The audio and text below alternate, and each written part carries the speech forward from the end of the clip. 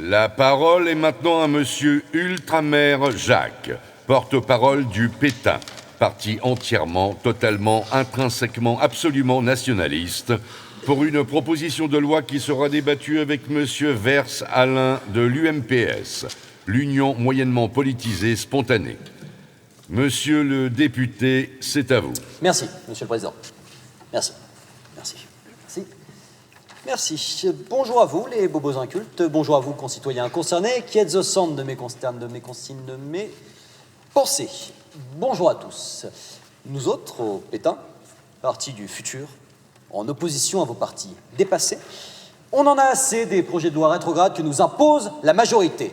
Cette même majorité qui s'est d'ailleurs inclinée, la tête la première, je crois qu'on peut le dire, devant notre victoire tonitruante aux dernières élections nationales où nous avons remporté non pas une, non pas deux, mais bien 3 places dans cet hémicycle de dégénérés. Ouais!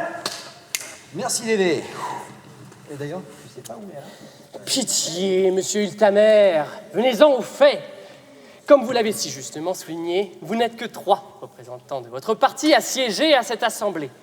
Par conséquent, nous sommes 574 autres membres à nous foutre royalement de ce que vous avez à dire et attendre patiemment la fin de vos envolées lyriques. C'est petit, ça. Une petitesse qui ne vous sert pas, monsieur Vers. Une petitesse qui ne reconnaît pas la grandeur de nous autres. Mon ostracisé du Pétain. Et si, monsieur le député, vous voulez bien me laisser finir, je pourrais peut-être en venir au fait.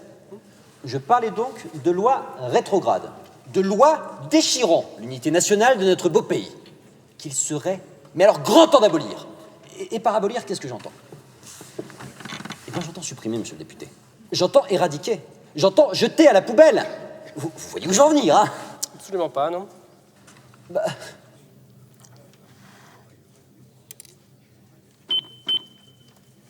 Le mariage pour hétérosexuels?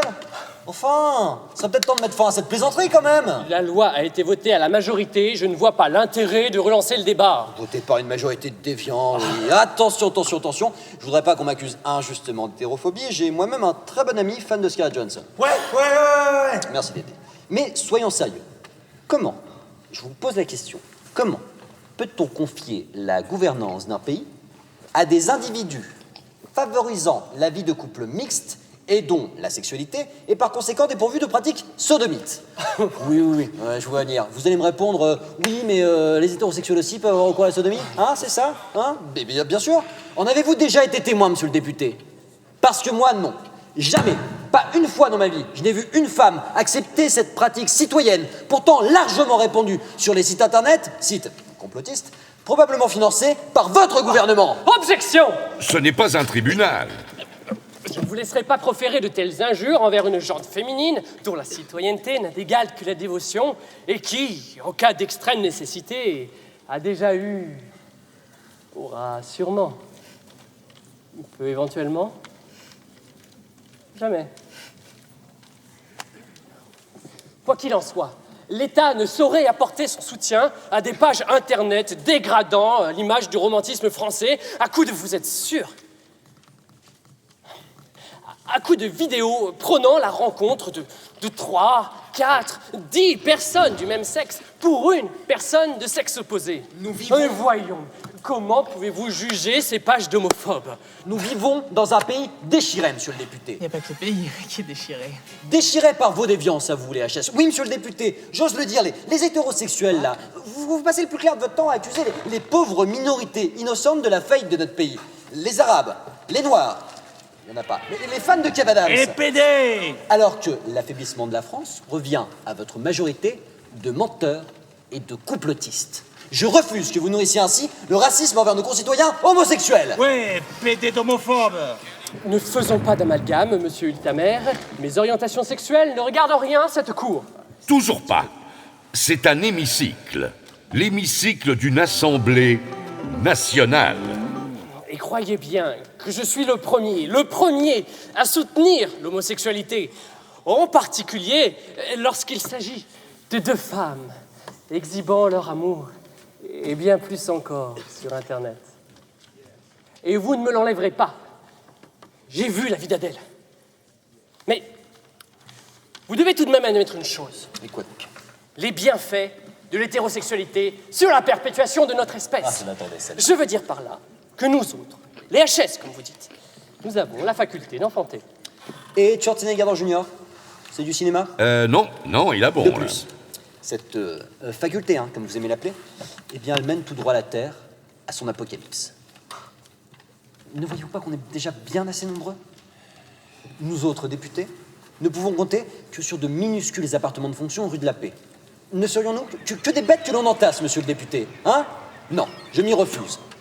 La dominance de l'homosexualité permettra une baisse de la natalité et une relance économique des pays africains et asiatiques dans le domaine de l'adoption. Et je sais pourquoi monsieur le député s'y oppose. Oui. Vous avez peur? Peur que ces étrangers éduqués dans notre beau pays viennent colorer l'image de votre belle France bien blanche, hein? Mais alors là, pas du tout. J'ai moi-même un excellent ami et fan d'Angelina Jolie. Hein. Sans compter l'effet positif que cela aurait sur notre écologie. Vous autres, les HS, là, vous dépensez des fortunes en préservatifs et autres moyens de contraception polluant nos belles plages du Cap d'Agde. Des moyens purement inutiles pour nous autres, les homos. On en parle du sida ou... Non, monsieur le député, vous ne ferez pas taire l'appel d'un pays voulant sauver sa mixité, ses plaisirs. Croyez-vous que Platon aurait eu l'esprit assez libre pour poser les bases de la philosophie universelle s'il n'avait pas pu profiter d'un jeune apprenti éduqué à la masculinité de la plus belle des manières qui soit? Par l'amour de nos êtres et pas par l'appel d'envie de reproduction bestiale.